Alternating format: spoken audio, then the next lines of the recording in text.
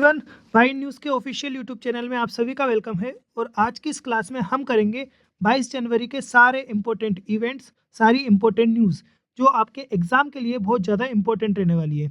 But इससे start करने से पहले एक छोटी सी रिक्वेस्ट और एक छोटा सा सजेशन, आपको हर एक फैक्ट और हर एक डिटेल को अपने नोटबुक में राइट डाउन करते चलना है, क्योंकि एग्जाम के टाइम पे आपके हैंड रिटन नोट्स ही होंगे जो आपकी प्रॉपर हेल्प करते हैं। तो चलिए स्टार्ट करते हैं एंड समझते हैं आज के दिन को, यानी कि 22 जनवरी को। आज ही के दिन 2024 में, कब? 2024 में आज ही के दिन अयोध्या में रामलला की मूर्ति का प्राण प्रतिष्ठान हुआ था। ओके, किसके द्वारा? पीएम नरेंद्र मोदी जी के द्वारा। सेकेंड थिंग, ठाकुर रोशन सिंह जिनका नाम एक आपने हमेशा पढ़ा होगा काकोरी इंसिडेंट के रिलेटेड, ये एक फ्रीडम फाइटर है। आज ही के दिन इनका जन्म हुआ था 22 जनवरी 1892 के दिन। एंड 1901 को दुनिया की रानी, we can say also grand mother of Europe, queen Victoria की डेथ हुई थी आज ही के दिन। कब? 1901 में। क्वीन विक्टोरिया से रिलेटेड अगर बात करें तो इन्हीं के टाइम पे 1857 की क्रांति हुई थी। इन्हीं के टाइम पे क्वींस प्रोक्लेमेशन यानी कि government of India act 1858 Bharat आया था। एंड वन मोर थिंग, 1877 के दिल्ली दरबार में इन्हें एम्पररेस ऑफ इंडिया भी घोषित किया गया था। ओके, एंड 1666 में मुगल एम्परर शाहजहां की डेथ हुई थी आज ही के दिन। शाहजहां की बात करें तो इन्होंने ही ताजमहल को बनाया था, इन्होंने ही दिल्ली के लाल किले को बनाया था, जामा मस्जिद को बनाया था। एंड कैपिटल आगरा से शिफ्ट कहाँ करी थी? दिल्ली। और दिल्ली का शाहजहानाबाद भी शाहजहां ही बनाया था। वन मोर थिंग, आज ही के दिन 1905 में ब्लडी संडे की घटना हुई थी। ब्लडी संडे ये रशियन रिवॉल्यूशन या रशिया की एक सबसे बड़ी रिवॉल्यूशन से रिलेटेड सबसे बड़ा फैक्ट है। क्या है? ब्लडी संडे, जब विंटर पैलेस में, सेंट पीटर्सबर्ग के विंटर पैलेस में लगभग 1.5 से 2 lakh workers, women's and children इन्होंने अटैक किया था। एक पीसफुल प्रोटेस्ट करने के लिए इन्होंने विंटर पैलेस को सराउंड किया था, घेरा था। बट वहाँ के सोल्जर्स ने इनको वहाँ के सोल्जर्स को लगा कि ये लोग अटैक करने आ रहे हैं, तो इन लोगों ने, वहाँ के जितने भी सोल्जर्स थे, इन्होंने इन पर ओपन फायरिंग कर दी। और इसी को हम कहते हैं ब्लडी संडे। उस टाइम वहाँ के राजा कौन थे? रशिया के जार निकोलस। ओके, और उसके बाद से जार निकोलस को निकोलस द ब्लडी के नाम से भी जाने जाना लगा। ओके, तो चलिए स्टार्ट करते हैं अपनी फर्स्ट न्यूज़ से। फर्स्ट इंपॉर्टेंट न्यूज़ जो डायरेक्टली आती है अमेरिका के नासा से। ओके, इंडियन ओरिजिन एक एस्ट्रोनॉट, कौन? सुनीता विलियम्स। सुनीता विलियम्स 27 सालों तक यूएसए की स्पेस ऑर्गेनाइजेशन नासा में वर्क करी, वहाँ पर सर्व किया, और अब रिसेंटली उनको 27 साल के बाद रिटायर कर दिया गया। सुनीता विलियम्स हर एक इंसान और हर एक फीमेल के लिए एक मोटिवेशन का सोर्स है। नासा को ज्वाइन करने से पहले सुनीता विलियम्स यूएस नेवी में थी। ओके, एंड उन्होंने वहाँ पे एज ए फ्लाइट कैप्टन के रूप में भी काम किया है, सर्व किया है। इन्होंने अपनी लाइफ टाइम में 3000 से भी ज़्यादा घंटे, कितने? 3000 घंटों से भी ज़्यादा का फ्लाइट टाइमिंग दी है। इन्होंने नासा को 1998 में ज्वाइन किया था। कब? 1998। एंड अपने पूरे लाइफ टाइम में, अपने पूरे करियर में इन्होंने 3 स्पेस मिशन किए हैं। और इन्होंने पूरी लाइफ टाइम में एस्ट्रोनॉमी की जर्नी में 9 स्पेस वॉक किए हैं। कितनी? 9 times space walk, 9 time space walk किए हैं। स्पेस वॉक में simply ISS international space station से बाहर निकलकर ओपन स्पेस में मूव किया है, वहाँ पर स्पेस वॉक की है, वहाँ पर ओपनली रही हैं। ओके, और अपनी पूरी लाइफ टाइम में 608 दिन तक ये अपनी दुनिया अर्थ से बाहर आउटर स्पेस में रही है, पूरे 608 दिनों तक। और इन्होंने रिकॉर्ड्स बनाए हैं 9 दिनों में से, 9 दिनों मीन्स 72 घंटे 6 मिनट तक ये आउटर स्पेस में रही है। ये वर्ल्ड रिकॉर्ड है पूरी दुनिया में, फीमेल में first and all over the world including man 4th। Okay,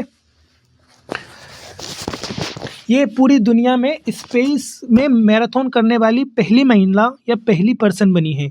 space marathon means space में रनिंग करने वाली, सबसे ज़्यादा टाइम तक रनिंग करने वाली फर्स्ट फीमेल। और इन्होंने अपने लाइफ टाइम में जब स्पेस मैराथन की थी तब इन्होंने 2007 में 42 किलोमीटर की रनिंग की थी 4 घंटे 24 मिनट तक। ओके, वन मोर थिंग, 2012 में इन्होंने फर्स्ट ट्राईएथलॉन करने वाली ये फर्स्ट पर्सन बनी थी। Triathlon means running, cycling and resistant band से एक्सरसाइज करने वाली फर्स्ट फीमेल या फर्स्ट पर्सन। और सबसे इम्पोर्टेंट बात, ये इंडिया को रिप्रेजेंट करते हुए, हिंदू या सनातन धर्म को रिप्रेजेंट करते हुए अर्थ से भगवत गीता और उपनिषद लेकर आउटर स्पेस में जाने वाली भी फर्स्ट फीमेल बनी। इनकी इतनी लंबी जर्नी, इतने ज़्यादा अचीवमेंट्स और रिकॉर्ड्स के बाद 27 दिसंबर 2025 को इन्होंने ऑफिशियली रिज़ाइन किया है। ओके, मूव करते हैं अपनी नेक्स्ट स्लाइड। नासा की बात जानते हैं। नासा को, तो नासा का जो फुल फॉर्म है वो है national aeronautics and space administration. ये यूएसए की स्पेस एजेंसी है, गवर्नमेंट स्पेस एजेंसी, जो इस्टेब्लिश हुई थी 29 जुलाई 1958 को। कहाँ पर हेडक्वार्टर इसका? वॉशिंगटन डीसी, यूएसए में। एंड करंटली नासा के जो एडमिनिस्ट्रेटर है, जो नासा के जो चीफ है, वो है जैरेड आइजैकमैन। कौन? जैरेड आइजैकमैन। बात करते हैं अमेरिका की, तो दुनिया का सबसे ज़्यादा रिच इकोनॉमी या हाई जीडीपी वाला देश America in terms of GDP. Military power में सबसे ज़्यादा powerful country USA. And USA का हेड यूएसए के प्रेसिडेंट है डोनाल्ड ट्रंप। ओके, मूव करते हैं अपने नेक्स्ट इंपॉर्टेंट न्यूज़ पर, जो है कुंभलगढ़ से। नेक्स्ट इंपॉर्टेंट न्यूज़ की बात करें तो ये आती है डायरेक्टली राजस्थान से। Recently union minister of environment, forest and climate change Bhupendra Yadav ने राजस्थान के कुंभलगढ़ वाइल्ड लाइफ सेंचुरी के आसपास के एरिया को, जैसे कुंभलगढ़ वाइल्ड लाइफ सेंचुरी है तो इसके आसपास के एरिया को, कहाँ से? 0 से 1 किलोमीटर के एरिया को इको सेंसिटिव जोन डिक्लेयर किया है। इको सेंसिटिव जोन मतलब ये वाइल्ड लाइफ सेंचुरी या national park, wild life sanctuary या नेशनल पार्क के आसपास के एरिया को डिक्लेयर किया जाता है, जिसका मेन पर्पस होता है, मेन मोटिव होता है ह्यूमन एक्टिविटीज़ से वाइल्ड लाइफ और एनवायरनमेंट को डैमेज होने से बचाना। ओके, कुंभलगढ़ के आसपास 0 से 1 किलोमीटर के एरिया को कवर किया है, जिसमें टोटल 293 स्क्वायर किलोमीटर के एरिया को कवर किया गया है। ओके, इस इको सेंसिटिव जोन में माइनिंग, पोल्यूशन, ज़्यादा पोल्यूशन करने वाली इंडस्ट्रीज़, ईंटों की भट्टियाँ एंड रिजॉर्ट कंस्ट्रक्शन, होटल्स, इन सभी को बैन किया गया है। अब नेक्स्ट न्यूज़ की बात करते हैं, और उससे पहले बात करते हैं कुंभलगढ़ की। तो कुंभलगढ़ को फोर्ट, जो कुंभलगढ़ फोर्ट है उसे किसने बनाया था? राणा कुंभा ने, मेवाड़ के राणा कुंभा जी ने। Okay, one more thing, Kumbhalgarh ही वही फोर्ट है जहाँ पर महाराणा प्रताप जी का बर्थ प्लेस है। कौन सा? Kumbhalgarh fort. One more thing, दुनिया में सबसे लंबी दीवार कौन सी है? Great wall of China. But India की और दुनिया की सेकंड एंड इंडिया की फर्स्ट सबसे लंबी दीवार है कुंभलगढ़ की दीवार। ओके, ये फैक्ट प्लीज नोट डाउन करके रखिएगा। One more thing, I am repeating again and again and again daily, मेरे पास ना तो कोई स्टाइलस है, ओके, ना मेरे पास कोई डिजिटल पैनल है। सो प्लीज़ मैं ज़्यादातर फैक्ट्स को बोलूँगा, you have to write by your own. Okay, क्योंकि मैं एक उंगली से इस छोटी सी स्क्रीन पे ज़्यादा कुछ नहीं लिख सकता। ओके, मूव करते हैं नेक्स्ट इंपॉर्टेंट न्यूज़ पे। जैसा कि मैंने रिसेंटली बताया आपको कि आज ही के दिन 22 जनवरी 2024 को राम मंदिर में रामलला की प्राण प्रतिष्ठा हुई थी। तो उन्हीं से रिलेटेड एक और न्यूज़, रामलला की 233 साल पुरानी वाल्मीकि रामायण की मैन्युस्क्रिप्ट, 233 साल पुरानी वाल्मीकि रामायण की मैन्युस्क्रिप्ट जो संस्कृत में लिखी गई थी, देवनागरी लिपि में लिखी गई थी, आज से 233 साल पहले, मतलब 1792 में, अब उसे सेंट्रल संस्कृत यूनिवर्सिटी ने गिफ्ट किया है। किसे? इंटरनेशनल राम कथा म्यूजियम, जो कहाँ स्थित है? अयोध्या में, उसको गिफ्ट की गई।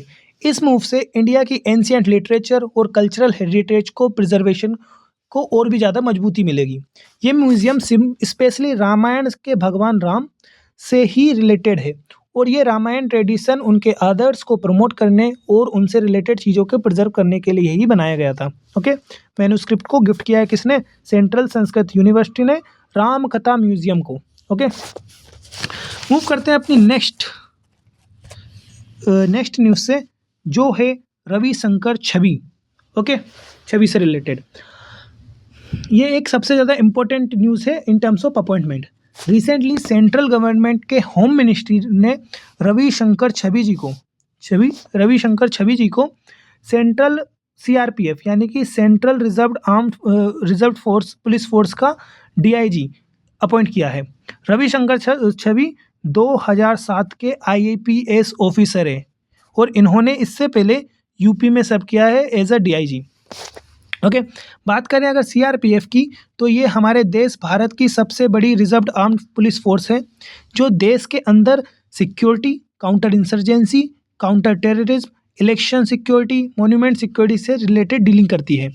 ये ब्रिटिश पीरियड में 1939 में बनाई गई थी by the name of crowns representative police के नाम से बनाया गया था, जिसको देश की आज़ादी के बाद 1949 में 1949 में CRPF के नाम से जाना लगा। Okay, and one more important thing, CRPF defence ministry में नहीं बल्कि होम मिनिस्ट्री के अंदर आती है। जैसे BSF, ITBP ये सभी लोग डिफेंस मिनिस्ट्री के अंदर आते हैं, बट CRPF होम मिनिस्ट्री के अंदर आती है। ओके, एंड इसके हेडक्वार्टर की बात करें तो इसका हेडक्वार्टर है न्यू दिल्ली में and currently all over India more than 3 lakh personal है जो CRPF में इनरोल्ड है। ओके, CRPF की बात करें तो इसका फुल नेम है सेंट्रल रिजर्व पुलिस फोर्स, जो इस्टेब्लिश हुई थी 1939 में by the name of crowns की रिप्रेजेंटेटिव पुलिस। बट देश के आज़ादी के बाद 1949 में इसका नाम बदल के कर दिया गया CRPF, central reserve police force. Okay, and ये डिफेंस मिनिस्ट्री के अंदर नहीं, होम मिनिस्ट्री के अंदर आती है। One more thing, headquarter in new Delhi में एंड करेंटली जो इसके डायरेक्टर जनरल DG हैं वो है ज्ञानेंद्र प्रताप सिंह। कौन? Gyanendra Pratap Singh. And total strength है इसकी मोर देन 3 लाख। मूव करते हैं नेक्स्ट इंपॉर्टेंट न्यूज़ पे। Abu Dhabi ranked world safest city for 10 consecutive years. Okay, सबसे ज़्यादा इंपॉर्टेंट न्यूज़ एंड सबसे ज़्यादा सेफ न्यूज़। अबू धाबी को जो UAE की कैपिटल है, उसको दुनिया की सबसे ज़्यादा सेफ सिटी डिक्लेयर किया है किसने? न्यूम्बियो ग्लोबल सेफ्टी इंडेक्स के अकॉर्डिंग। ओके, बात करते हैं इससे, तो लगातार 10 सालों से इस रिपोर्ट के अकॉर्डिंग UAE की कैपिटल अबू धाबी दुनिया की सबसे ज़्यादा सेफ सिटी मानी गई है लगातार 10 सालों से। न्यूम्बियो ग्लोबल सेफ्टी जो कि पूरी दुनिया से डाटा कलेक्ट करता है, क्राइम लेवल का, प्रॉपर्टी क्राइम का, थेफ्ट डकैती, असोल्ट का, सेफ्टी, जब अगर कोई इंसान, कोई भी इंडिविजुअल रात को या दिन को अकेले बाहर जाए तो वो कितना सेफ है, इन सभी डाटा को कलेक्ट करता है और एक रिपोर्ट पब्लिश करता है। उस रिपोर्ट के अकॉर्डिंग UAE की कैपिटल अबू धाबी सबसे ज़्यादा सेफ सिटी मानी गई है all over the world. Okay, one more thing,